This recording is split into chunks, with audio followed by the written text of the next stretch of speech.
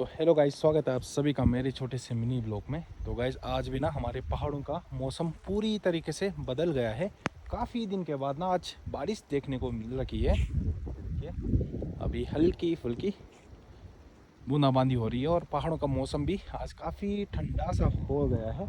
और ये देखिए यहाँ का वेदर अभी कुछ ऐसा हो रखा है, काफ़ी बढ़िया सा मौसम हो रखा है। सुबह से लगातार ठंडी ठंडी हवाएं चल रही है